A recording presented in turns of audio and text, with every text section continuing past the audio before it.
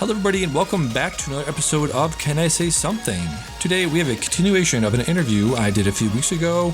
He is Cinemateq on TikTok, YouTube, and Cinemateq_chat on Twitter. Welcome back to the show, TJ. Hello, Damien. How are you doing? Doing pretty well, man. Pretty good. So last time we talked, you graduated college, and you are in Toronto, and you're looking to work in the film industry. How did that go? It actually went rather smoothly, which is very much not the case for a lot of people when they try to get into the film industry. I remember getting into the city, I think it was September of 2009, and within a month, I had my first paid gig working on a feature-length film, which is like very rare, a very rare thing to happen, and it was mostly all by luck. Um, but the kind of thing that I wanted to touch on with this, since it was my first film job, I was right out of school, I didn't really know anything from anything, is that it's very easy to be exploited as a worker when you are coming into the film industry and you don't really know anything. As an example, on this first film, I think I was making something like $500 a week. And the way that I felt about it was like, oh my God, I can't believe that I'm actually getting paid. But then when that feature film wrapped and everything was all said and done, I think I was working on average like 16 to 18 hours a day. I think there was 1 or 2 weeks where I pulled over 100 hours in a single week. And when you do the math, it's kind of like, oh, I was working for like $4 an hour when the minimum wage was around 12 at the time. So, it probably still is. I haven't worked in the industry for a while, but for any of your listeners who are just getting into the film industry now, like be very careful with who you work for because they will take your time and not pay you enough for it and just say that it's going to be good for your career to give up your labor at such a cheap cost. So be wary, dear listeners. Yeah, it's the whole thing of like, yeah, you can work for exposure. This will be good for your resume. This will be good for the next thing. Just take what we're going to give you and just accept that. Yeah. And in my case, it actually ended up being true, although I will still always warn people against this kind of stuff. After that first feature film, which was, aside from the extraordinarily long hours, was somewhat of a good experience. And then I did get my next gig right after because of that job. And then the kind of trajectory of my career started I started as a production coordinator on these two feature films. The first of which actually premiered at TIFF back in like 2010, I think. So that was also another like wild thing that kind of rarely happens. And then after that, moved into more post-production, working as an assistant editor on like a number of TV shows. But then once again, the sort of grip and the not so nice parts of the industry like sunk their teeth in, where working 12, 14-hour days, sometimes 6 days a week on television shows that, you don't really get a lot out of it and the pay is not very good. So you're making a lot of trade-offs between your personal life and what you want to do. And at the end of that, after probably a couple of years of that, I just said, I'm done with this. I'm not going to be working in the film industry more. I'm not going to work in the film industry anymore because I'm just burnt out at this point and I want to actually have a life. And so it's just another thing that for the people who are thinking about getting into the film industry, you really need to be ready for those, minimum 12-hour days, probably a lot longer, kind of regardless of whichever part of the industry you're in, whether it's post-production, working on set. It's just really, it's a hard life to lead, but it can be fulfilling for the right type of person. Yeah, this one's going to ask you, do you think it was worth it? Do you think all that time you spent sort of giving over your life and your weeks and your hours and your days to those projects, was it worth it for you? At this point, looking back, and this all happened like, at least 10 years ago at this point. I can look back on it and see the value of the experiences. I can relate it to what I'm currently doing. So when I'm doing a live stream or when I'm writing a review for a film or when I'm making, just a random TikTok talking about like how a film was made, I can draw on that experience, having firsthand knowledge of how films are made, about how TV shows are edited, which is not all that different from how films are edited. And so it does give me a good foundation to speak from, a well-rounded foundation, since I, put the work in on set, but I've also done the academic stuff. And I think that put me in a good place to do what I want to do now, which is basically sitting in front of my computer and talking about movies all the live long day. Right. So let me try to connect the college stuff to the work stuff. There's that question that people always ask. Is it worth it to go to film school to make films? What do you think? For you, was it worth it to go through the entire process of going to the film school to make movies?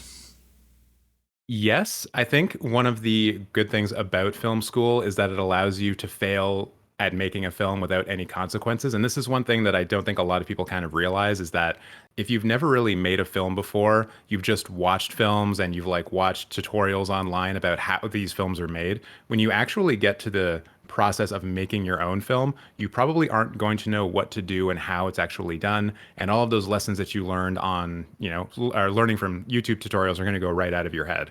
So instead of, kind of scraping together all of your money, buying a camera, and then thinking that you need to succeed and not succeeding in the way that you want to, the film school allows you that opportunity to sort of fail gracefully and to have proper learning experiences from those failures. And I will tell anyone that like the first films you make in film school, they're going to be bad. You're going to look back at them and be embarrassed by them. Like almost no one makes a good short film their first time out in film school. But what you will have access to are resources, such as cameras, proper lighting equipment, teachers who can tell you the right and wrong ways of how things work, and also how sets are run generally, so that when you do eventually make that transition to the film industry proper, you aren't like totally bewildered by how things are run and what's going on. But I will also say there is a counterpoint to this where there are other ways to fail in the film industry with very low stakes. There used to be websites, I don't know if they exist anymore, like Mandy.com being one of them, where you can just go on there and pick up a film gig. And it could be an unpaid PA job. You do it like, 2 days on the weekend, and you're still on set getting that experience. And in some cases, it's more valuable experience because you are around people who do have something on the line, even though you personally really don't. So you are able to interact with people who are working in the industry and learn from them. And then like the third way of going about it is like, hey, if you're going to spend $20,000 on film school, why not just buy every single film in the Criterion Collection, watch all of them, and then take your cell phone and go make the best movie that you can and see what you can do with it, and then try to learn from those failures as well. So I think there is, but like overall, I think there is value in the academic side of learning about films. There is value in going to a film school. But ultimately, you're only going to get out of it what you put into it. And if you are not really dedicated to making the best kind of films that you can, whether it is in film school or outside of it, the films are not going to turn out good. No one can really turn you into a good filmmaker. They can only really give you the tools to succeed and then make sure that you have a good foundation in order to succeed. Yeah, wow, really well said. Yeah, is there? Do you find that on the films that you worked on, was there a sort of like the myth people always talk about, or the stories people always talk about being set on sets with tyrannical directors, very chaotic, a lot of yelling, a lot of stuff like that. Is that like the norm? Is that the not? You've never seen that, or is there like sometimes it happens, sometimes it doesn't? So I've certainly been on a chaotic set. I don't know to what degree I should talk about it in detail, but this was like 15 years ago at this point, so it's probably fine. I've found in my experience with the two features that I've worked on and on the few TV shows that I've worked on, that the directors are mostly good, but occasionally chaos can arise if, let's say, you're working with budgets, or excuse me, you're working on projects whose budget does not match the ambition of what the director wants to do, and that can lead to friction. I have been on a film set before where we were trying to get a particular kind of shot. I think it might have been a driving shot or something like that, and the and the first AD was not happy. Excuse me, the first assistant director was not happy with the safety precautions that were being put in place for the people driving the cars. We were doing this in, I think, November, so it's kind of snowy out. The roads aren't in the greatest condition. And he left the set. And he said, I'm not doing this anymore. I don't want to be responsible for this. And then, after the director kind of went after him and talked to him, the AD came back and they made an agreement to have better communication, to prioritize safety to a degree that I guess they hadn't yet before. And they were able to continue on amicably. So in that situation, I feel like if the film had the budget that matched the ambition, all of that stuff would have been taken care of. You would have had those additional personnel on set who would have been able to more closely look at the safety of driving in the winter and making sure that the right tires are on the right cars and all of this kind of stuff. So those, in my experience, those are really the points of friction that can arise. If you were just to recommend somebody never been in the industry before, like myself, sort of wants to break into entertainment, where would you recommend starting? Because there's so many different starting points you can sort of go into right now, right? So would you recommend just having a camera, just shooting a thing, doing TikToks? Would you recommend, like you said, going to a website and just volunteering to be a grip person or a personal assistant, something like that? If you want to just sort of get your feet wet for the first time as somebody that's maybe a little bit older, like myself, where would you recommend starting out? I think the first question to ask is like, where do you eventually want to end up? Like, what is the end goal? Because then I think the starting point kind of reveals itself. Like, if you just want to work on film sets and you don't really care what job you get, like, try to track down a location manager or something like that and say, hey, I will be your location PA. And you can boss me around and tell me what to do, and I'll work for 16 hours a day, and I'll pick up the garbage, and I'll have a smile on my face the whole time. And they'll probably be like, all right, cool, we'll give you a shot. There are a lot of uh, unenviable jobs on a film set, right? So there's likely going to be openings there. If instead you want to be a director, then start directing movies. Like, find your friends, find the people in your life who are also interested in filmmaking. If it was 15 years ago, I would say put an ad up on Craigslist saying, "Hey, who wants to make a movie with me?" But I don't think that site exists anymore. But like, find places on the internet where people who want to make movies congregate, and just say, hey, I have a script, I have an idea, does anyone want to just shoot this short film with me over the weekend, and we'll have some fun, and I'll buy pizza for you.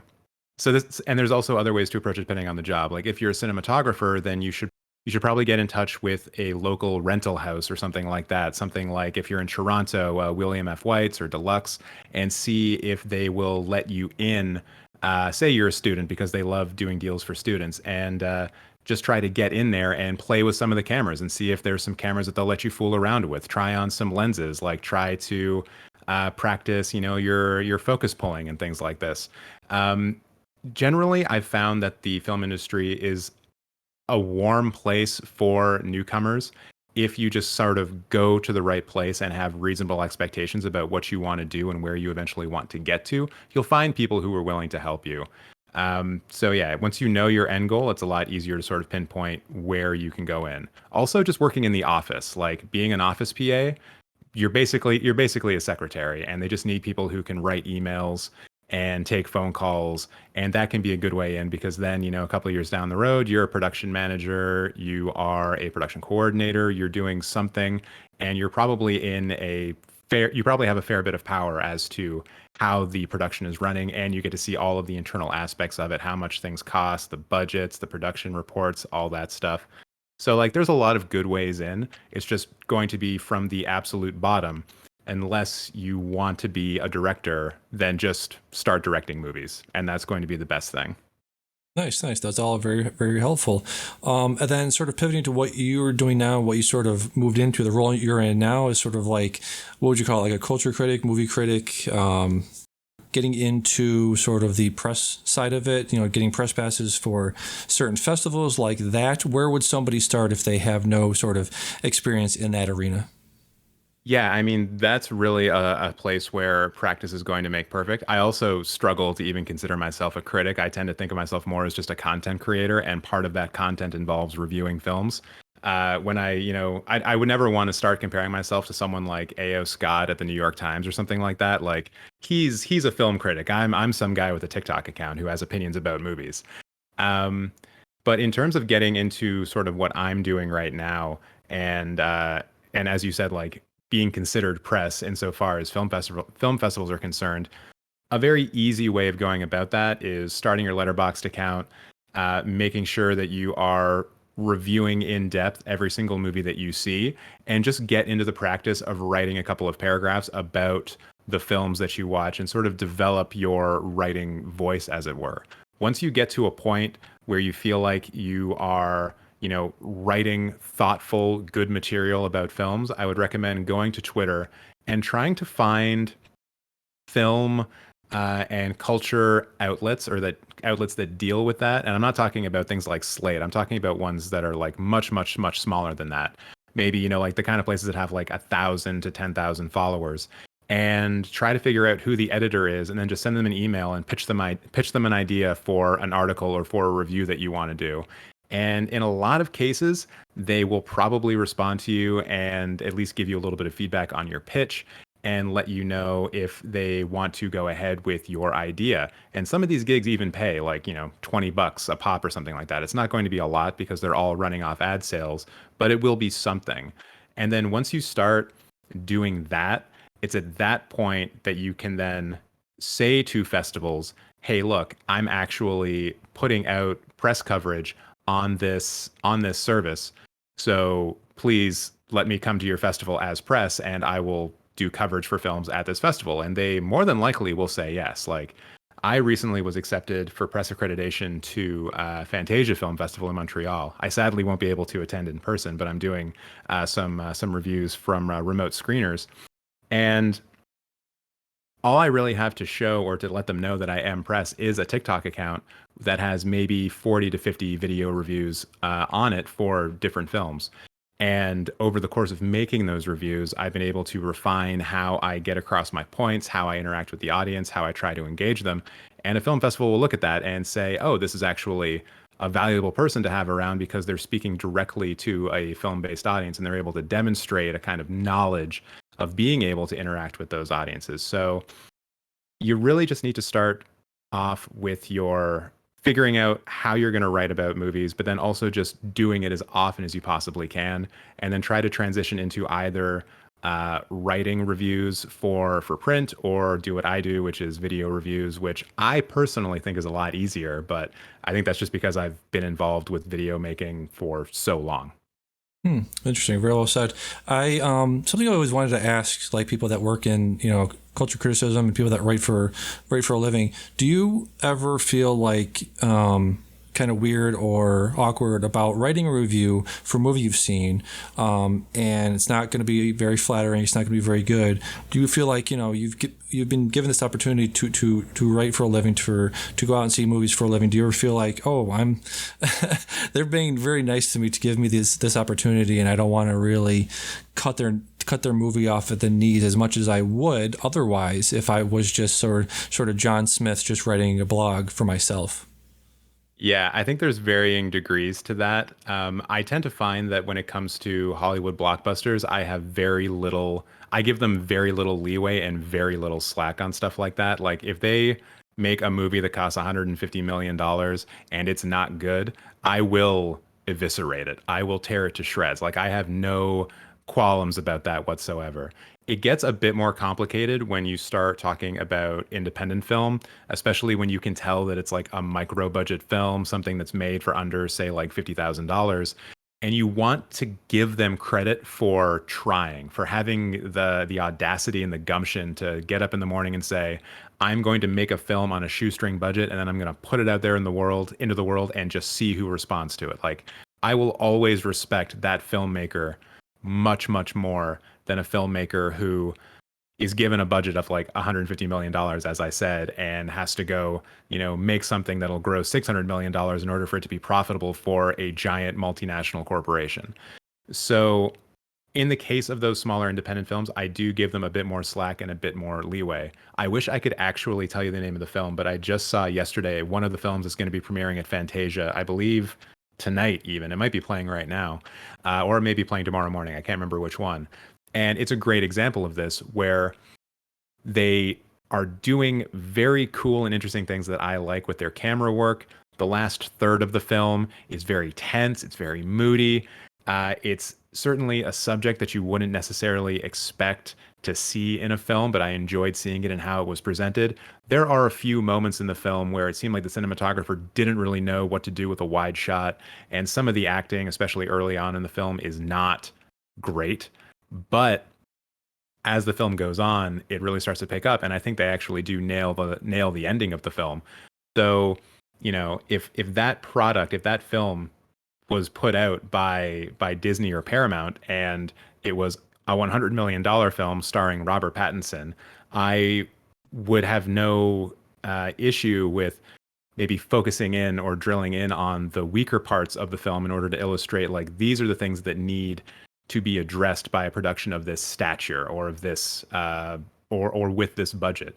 Whereas because this is an independent film, I'm much like I'm very sure that I'm going to give it like quite a positive review, because I can see the effort that was put into it, and I can see what the filmmaker was trying to do. There was just a couple of missteps here and there that likely had to do with not being able to do a few more takes, not having enough time to be on set.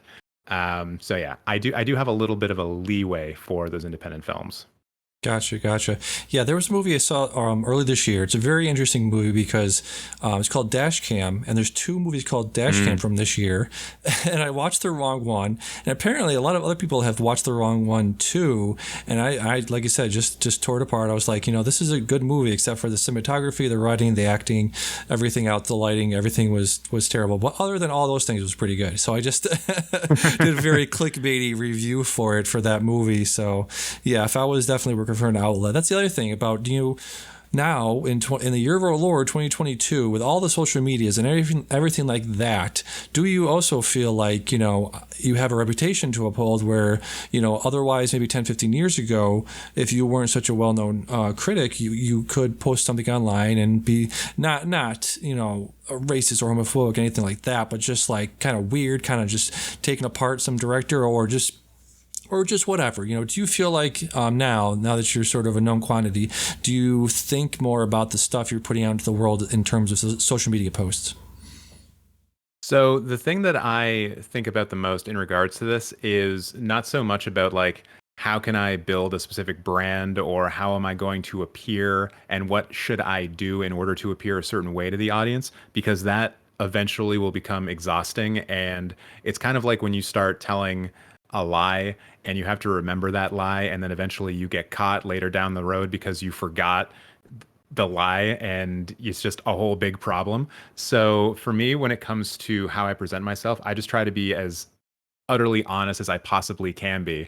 So going back to like the last answer where I'm talking about, thinking about films in different ways depending on the budget, the studio, at what point the filmmaker is at their career, like all these things. I tend to include all of that in my reviews. Like I just did a review for Thor: Love and Thunder, and I think I started the review on the TikTok by saying that like I have a real problem rating these MCU films fairly. And a lot of that has to do with the amount of money going into them, the amount of cultural currency they tend to generate. And I just don't feel the need to try to defend them or like them for despite their faults. And I think the audience appreciates that and recognizes that. So in terms of what I put out there into the world, my social media presence and how I'm perceived, I just want people to know that I am being honest with them when I tell them what I think about a movie. Gotcha. Yeah, for me, I'm just, I've been an MCU fan for a long time and really not jiving with what they're doing right now. And I think that's, to your point of being consistent with who you are and your viewpoint, that's definitely something I think about as well when talking about this stuff, because I feel like somebody like me for the MCU projects that are coming out now, I think probably hold more weight than somebody that doesn't like them. I mean, it's just such the track that they're going on now, I feel like wasn't laid out earlier. I feel like the pacing on a lot of this stuff is a huge problem for me. So yeah, I'm right there with you in terms of the MCU stuff. I'm really interested to see moving forward if the MCU heads, the fans such as I, are going to continue to see these movies in mass like we've done before. Yeah, I think just talking about the MCU briefly, I think it's very clear that for phase 1, 2, and 3, they had their endpoint picked out, which was Endgame. Like, I wouldn't be surprised if we found out one day that Kevin Feige, 3 to 4 films into the MCU, had already decided, like, all right, this is how the whole thing is going to be laid out, and this is the end point that we're going to go to, and this is how we're going to sprinkle in and keep like Thanos in the background growing as like a looming threat. We'll put him in a couple of post-credit sequences here. We'll mention him in a Guardians of the Galaxy there, and then eventually we're going to get to it. Whereas now that we're in Phase 4, it feels like we're just in a holding pattern and Marvel is almost waiting for something to happen. It doesn't feel like we're actually building towards something, nothing concrete, anyways. We're just sort of introducing characters that are super powerful and then not doing anything with them. So I just feel like, yeah, they're in a holding pattern and they're just waiting to see like what they should be striving for. Yeah, exactly. So, just pivoting back to how you write about movies and how you feel about directors and writers. There's a person who's has a movie coming out very soon. I won't say who they are, but it's a person who's known for being very, like I said, explosive on set. He had a fight with a very famous actor a long time ago, and more and more stories are coming out about this person. So I'll ask you another big question. Can you separate the art from the artist? If you go to a movie and it's somebody that's famous for being a terrible person in real life, can you sort of put that aside to write a somewhat objective review for the movie? So I've been thinking about this a lot, and it's something that I've been thinking about for years and years. I think this whole thing started to solidify for me when a few years ago at the Cannes Film Festival, Alain Delon, the famous French actor, was given a Lifetime Achievement Award, and there was a big uproar about it because, for one, it's a Lifetime Achievement Award from the most prestigious film festival in the world, going to an actor who is a known homophobe and I believe also abused women throughout his life. And so the kind of question comes up like, surely there must have been another actor that you could have given the award to and not this guy. And then not so long after that, it might have been the next year at the Venice Film Festival, and this would have been the year that Joker won the Golden Lion at Venice. There was a Roman Polanski film in the festival. And Roman Polanski, of course, has he's done horrendous stuff. Like, the man should have gone to jail years and years and years ago. And we often hear from different film festivals, especially when calls are being made to include more women filmmakers, to include more filmmakers who are just not old white men. And we keep hearing that, well, we're just giving the spots to the people who deserve it the most. And then they let a Roman Polanski film in, and it's like, well, at Venice, maybe go fuck yourself.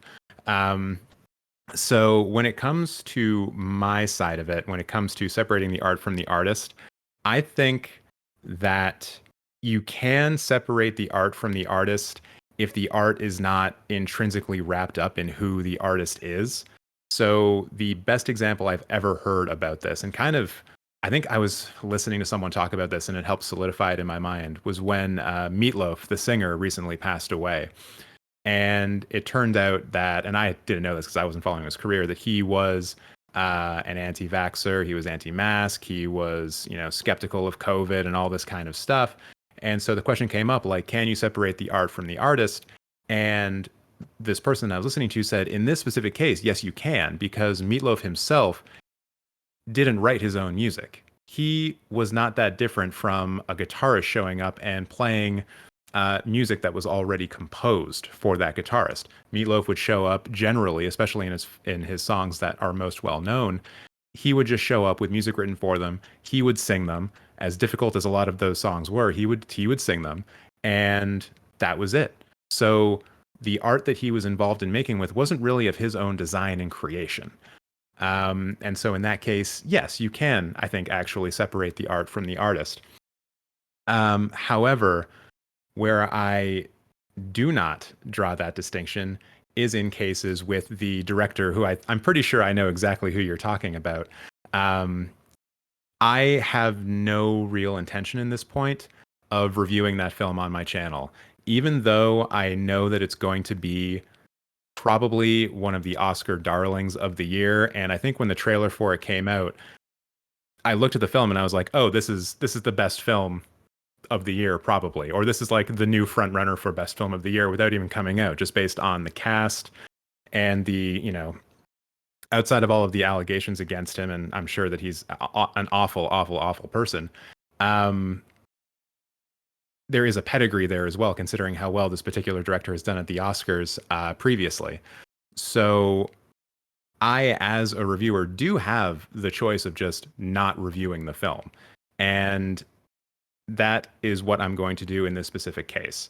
I've also kind of just removed certain people from my, I guess, list of people who I would even consider reviewing films that they're a part of. Like Mel Gibson is a good example of this. I really enjoyed Mel Gibson when I was a kid, but then he did a lot of anti-Semitic stuff, and I'm not satisfied that he didn't mean it or that he apologized for it properly. So I just routinely will not watch anything that Mel Gibson is in. I have no need or want to give that man money. And if you'll allow me just one additional example. Sure, yes. Because in my mind, it does also come down to support and where the money goes. So in the case of, let's say the famous German director, Rainier Werner Fassbinder, that is another man who is well known to have been toxic and abusive on set. But he also made a series of classic films of the new German cinema that are essential for understanding that time period and what was going on in Germany at the time, in relationship to art, in relationship to film, in relationship to a lot of stuff. Like, the man was prolific, but he's dead.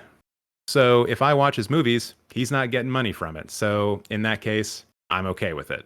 So it does come down to, in some cases for me, like, who's getting paid if I watch this movie, or who's potentially getting paid if I give it a positive review. If the person's dead, then it's probably okay to talk about. But in the case of Mel Gibson or like a Harvey Weinstein or something like that, I just don't want them to make money from me anymore. And so I don't support those specific films and filmmakers as best as I can. Yeah, very, very well said. Yes, it's very hard to sort of do that, right? Yeah. So just moving on to a little bit of other topics, thinking about, but keeping within the sort of how you view films as a critic, do you, like, when you watch a movie and you're looking at, let's look at the cinematography and the writing and the acting and all this kind of stuff, is that something where the emotional impact that the movie might have had otherwise if you were just watching it for enjoyment, do you sort of have a moment where, this moment it was designed to make me cry, or it was designed to elicit an emotional response from me normally, but because I'm here sort of, I have my critic eyes on, I have my critic glasses on, that emotional wallop was blunted where otherwise would have hit me harder? Yeah, this was something that actually came up when I was in film school for like those 4 years, the academic side of film school, because you are thinking critically about films so often that you start to strip away all of the kind of emotions of a film and look at the mechanics of how it's made. So like actually noticing when certain types of music play, when close-ups are used, things like this. You know that they're all meant to elicit specific emotional responses from you, whether it be crying or laughing or scaring you to death. And often when I was talking to my classmates during that period, especially when we got near the end, is that we found that like a lot of films didn't really affect us anymore because we were only really seeing the mechanics of the film and what the director was probably trying to do and how the director was probably trying to lead us.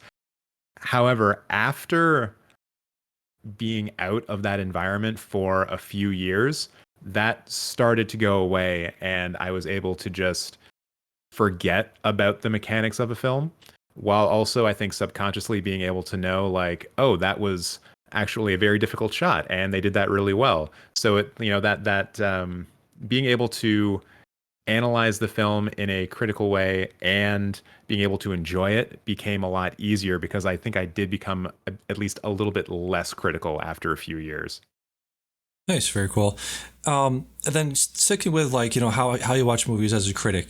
I've been definitely getting more into when movies are coming out, sort of a festival, seeing movies at festivals. I want to start doing that because there's a movie specifically, Resurrection, with Rebecca Hall. I really wanted to see it. Was a huge, Sundance darling, right? But that was 6 months ago now, and I feel like these movies. Like I think we were talking yesterday on the stream about how movies are distributed. I think there was one movie that hasn't come to Canada yet. Do you feel like the distribution model is very weird because the movie comes out in January for the festival. I'm like, oh, I want to see that. It looks amazing. And so for me, I'm wondering if this is for you as well. The movie has such a long runway for it to be actually released, and I feel like the buildup and the hype for the movie gets overblown to such an extent where when I finally sit down and see the movie, it has to hit a bar that it normally wouldn't have already hit if I had known nothing about the movie previously. Do you feel that as well? Yeah, I mean, that certainly happens. You can have a film be hyped up to you forever and ever and ever, and then when you do finally see it, it can let you down, or as you say, it does need to get over a certain bar. To your point though about Resurrection, that is actually one of the films playing at Fantasia Fest, and I did Nice. request a screener from that, and I was denied, so I'm not going Oh to be able no. to see it. But I think that also plays into what maybe the driving issue is behind the distribution behind some of these films. I think whoever the distributor is of Resurrection has recognized, especially after how the film did at Sundance, I believe, as you said, that the best way for that film to continue to earn money and earn momentum is to play out on the festival circuit. And in a lot of cases, the larger festivals like the Cannes and the TIFFs and the Tellurides and the New York Film Festivals, they want a certain kind of exclusivity. So one thing I've noticed about the Toronto International Film Festival, for example, is that they will almost never look at a film unless it is a North American premiere. They will very rarely, in some cases, take something that is a Canadian premiere, but there has to be like a very special circumstance. I believe when Parasite showed at the Toronto International Film Festival, that was a Canadian premiere. And that's largely because TIFF knew that they had to program it. Otherwise, they were going to get, it was going to get taken by someone else. And they wanted, and like, they have a certain prestige that they need to put out there. So like, they can't have the film that won the Palme d'Or play at another film festival in Canada. Like that just will not do. And so in the case of Resurrection, I imagine that one of the reasons why we haven't been able to see it yet on VOD or in theaters is that the distributor has decided, all right, we're going to go around the world to all these festivals. A high profile horror thriller film like that is going to have a number of different festivals that are going to want it. Fantasia in Montreal, obviously, Sundance, as you said. I wouldn't be surprised if it was going to a couple of different festivals in Europe, like Stigs, which is, I hope I'm saying that one right, which is like one of the bigger horror festivals in Europe. And it's much more difficult to convince festivals to allow films in if they're available widely, right? So that's just kind of how the game is played. And for whatever reason, the distributor of that film has decided that this is the best way for this film to earn the money back that they paid for it to acquire it. I don't always agree with it. I'm a big proponent of just, having the thing be available, because otherwise you get into these ridiculous circumstances where, depending where you are in the world, you might not get a proper legal release of a film until 12, maybe 18 months after the fact, or in some cases never at all. So I just want all of the movies ever made to be available at all times. That would be the dream. Yes, exactly. There's always this talk around award season time about movies that sort of, they might debut in December. I remember, what was it? What was Inherent Vice's director's next movie? The Paul Thomas Anderson film that came out like last year. Yeah. Licorice Pizza. Yeah, it came out like it debuted, quote unquote, debuted in late December. I think it didn't come around here until like late January. So yeah, very long runways for a lot of these movies. And the problem me and my friends have a lot of times is so many critics and so many podcasts we listen to will review the movie in, like I said, November of last year, and then the movie won't even debut until March or February of the following year. I'm just like, I want to see this movie. It looks great, but Yeah. And then one famous one from this year that I think is still on its tour around the world is the movie Moria, which debuted in Cannes, the Cannes Film Festival, in July of last year. And here we Yeah. are a year later, and it's still like the director is like, no, my film is so important that it must only be seen in theaters. It's incredible, right? Yeah, yeah. I mean, Memoria is a very special example. It kind of actually harkens back to how films were distributed in like the 30s. Right. If you were to look back at, say, like the distribution history of Gone with the Wind, it would be in some ways very similar to Memoria. But I remember seeing Memoria at TIFF last year, so I was able to get in before a lot of other people. I think that was the North American debut, actually. And yeah, the specific distribution model that they went with is kind of incredible. And for those of you listening who are unaware, Neon, I believe, is the company distributing it in North America, and they've decided to go on with this kind of roadshow model where the film will play in like one theater in one city for 1 week. And then it will just move around the country. It will never be in like multiple cities at the same time. At least that's what they were doing from the outset.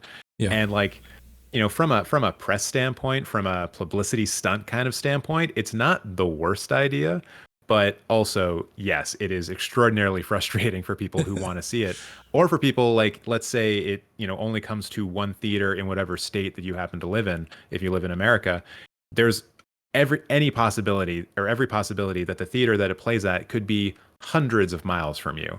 And so being able to actually see it will be for those privileged few who just happen to live close to the theater, which is probably not how it should be. But once again, it's not my movie to distribute, although I agree it is frustrating.